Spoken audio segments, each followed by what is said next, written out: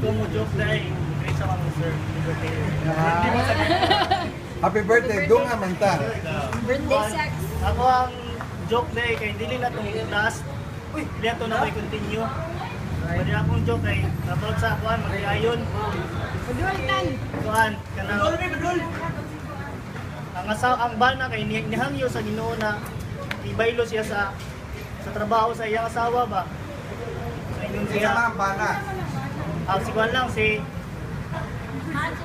kanila lang to ha, siguro si Wala pa man. Every time. Gmail lang, si Kuan lang. Si Miss Mad.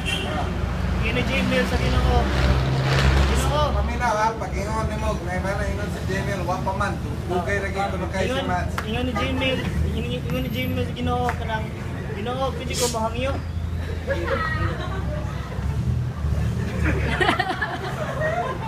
Ginoo. Uy, kumina, uy! Yan. Ingon ni Gmail sa Ginoo. Ginoo, pwede ko mahangyo nimo, pwede ko magbaylo sa trabaho sa akong misis ba. Ingon sa Ginoo, sige, sure, may problema. So, kung si buhaton ni Miss Mads, buhaton ni Gmail kada buntag. Kaya mo ba yan ang trabaho sa misis, di ba? Kada buntag, magluto, silbi sa mga anak. Unya, after 2 months, trabaho kay Gmail, nanay kayo mo kuhan. MQ sa CR, kaya pakuhan, maki-Miss Mads.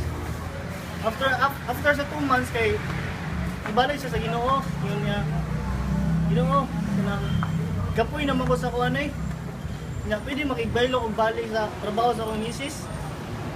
Ingon sa Ginoo. Sige, tugtan ta ka sa imong pangayo. Unya dili lang sa karon. After lang 7 months, di magdos man ka karon.